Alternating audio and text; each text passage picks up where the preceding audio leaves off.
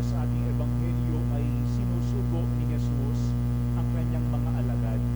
Kung yung maalaala noong isang linggo, si Jesus ay bumalik sa kanyang sariling bayan. Pero ang nakakalungkot ay sa pasimula, siya'y hinangaan. Pero kalaunan, siya ay kanilang tinanggihan.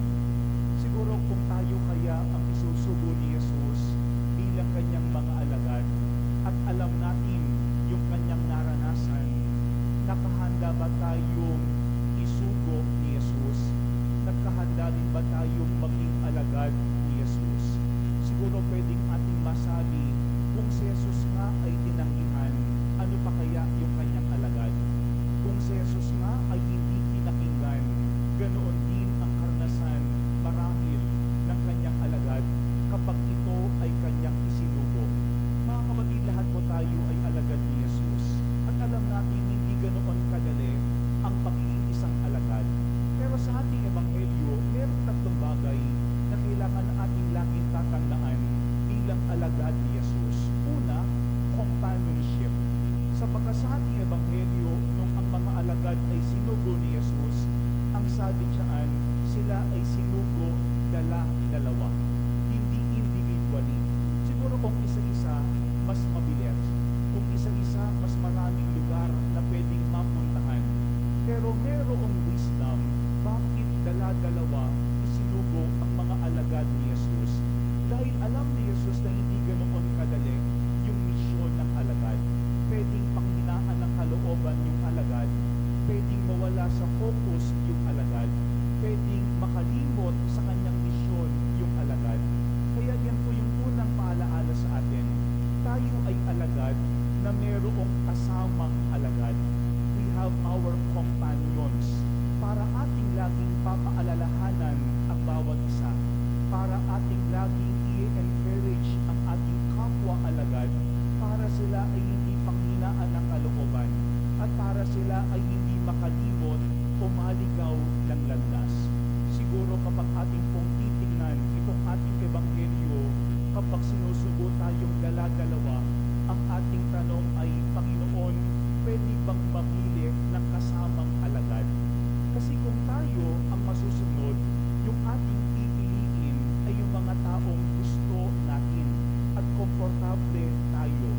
Kaya nga minsan tayo ay nagiging isang alagad pero walang kasama. Kasi pakiramdam natin mas mahirap pakisamahan yung ating kapwa alagad. Pero mga kapatid, tandaan natin, kung ang Panginoon ang nagdala sa atin, sa ating kapwa alagad, ibig sabihin, meron tayong pwedeng matutunan sa ating kapwa alagad. Pwede yung ating relasyon sa bawat isa ang bumubog sa atin para yung ating mensahe ay hindi lamang yung turo ni Kristo, kundi yung ating pinapangaral ay yung ating pakikisalamuha sa bawat isa. Kasi kapag tayo bilang mga alagad ay nag-aaway-away, kung tayo bilang mga alagad ay nagsisiraan, kung tayo bilang mga alagad ay puno ng inggitan, paano natin maiaakay ang ating kapwa patungo kay Kristo? Yan po yung unang C, companionship. Ating laging iingatan ang bawat isa para hindi makalimot, para hindi maiwalay ng landas, para hindi panghinaan ng kalooban, para magpatuloy bilang tapat na alagad ni Kristo. For C, companionship. Pangalawang C, commitment. Sa pagkasati ebanghelyo malinaw na yung mga alagad binigyan ng kapangyarihan ni Jesus. Ibig sabihin, hindi galing sa alagad ang kapangyarihan. Kaya kung hindi kay Jesus, walang saysay ang alagad, walang magagawa ang alagad, walang mensahe ang alagad kung siya ay hiwalay kay Kristo. Kaya nga ito yung nagiging dahilan bakit tayo nagpapakumbaba bilang mga alagad. Dahil alam natin na wala tayong kayang gawin kung tayo ay malayo kay Jesus. Pero maganda po itong ating ebanghelyo. Sa pagkasabad ng huli, merong paalaala si Jesus.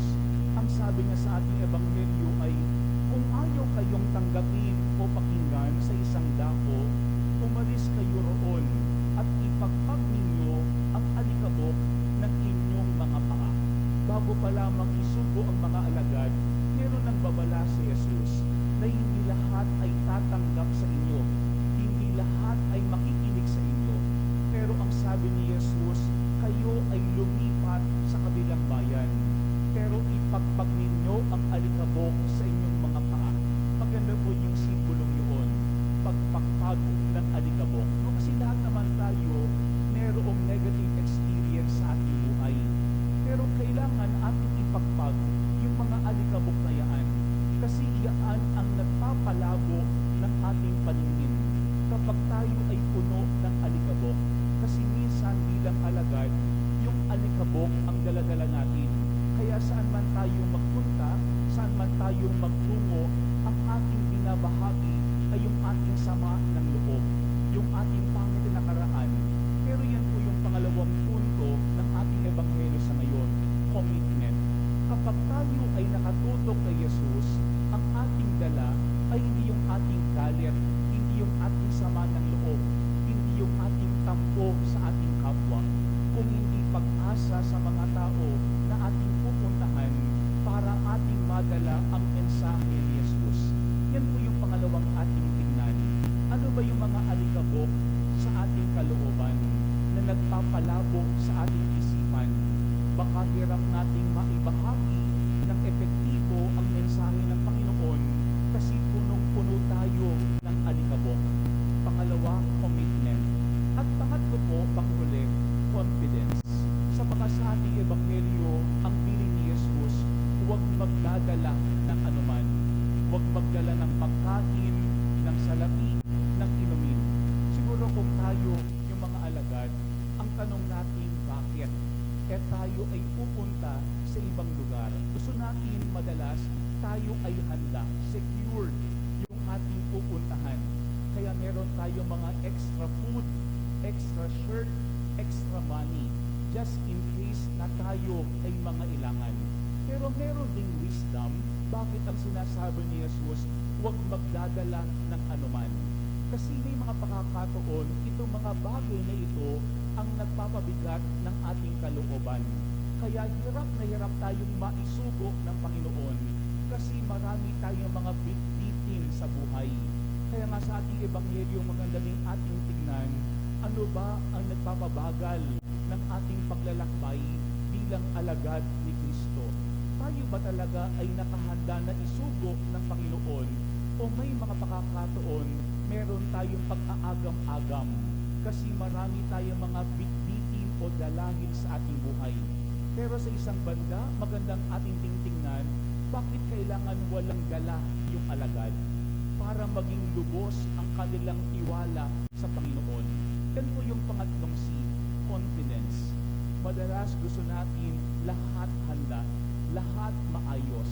Kaya kapag nagkaroon ng aberya, tayo ay hindi mapakali. Pero anong sinasabi ng ating ebanghelyo? Huwag nating malitin ano yung pwedeng itulong ng Panginoon sa atin. Kasi kahit tayo man ay handang-handa, kapag wala naman tayong tiwala sa Panginoon, wala ding tagumpay ano man ang ating gagawin sa ating buhay. Isang mabasa kong kwento tungkol kay St. John of the Cross. Isang gabi daw siya'y pinuntahan ng kanilang cook sa monasteryo. At ang sabi sa kanya, bukas po, wala na pong pagkain yung mga monk kasi wala na pong laman yung ating pantry, yung ating kitchen. Ano daw ang sabi ni St. John of the Cross? Huwag tayong mag-alala kasi ang Panginoon ang siyang bahala sa atin. Kinabukasan daw, walang pagkain yung mga monk. Pero maya-maya, merong kumatok sa kanilang kumbento, isang mayamang lalaki. At ang sabi ng mayaman, siya'y nagkaroon ng panaginip nung gabi. At sabi sa kanyang panaginip, yun daw kumbento ni St. John of the Cross ay walang makain. Kaya siya nagpunta doon para magbigay ng tulong. Siguro maganda pong ating tignan, sa ating buhay ba, meron tayo bang karanasan na pakiramdam natin tayo ay walang-wala, tayo ay takot na takot, tayo ay hirap na hirap. Pero yung Panginoon, dun siya nagpaparamdam sa atin ng kanyang tulong. Mga kapatid, hindi madali ang maging alagad. Pero tandaan natin, hindi tayo nag-iisa bilang alagad. Kasi meron tayong kasamang alagad na dapat ingatan at alagaan natin, na dapat maging daan para yung ating puso't kalooban ay patuloy na mag-alab sa ating pagsunod sa Panginoon.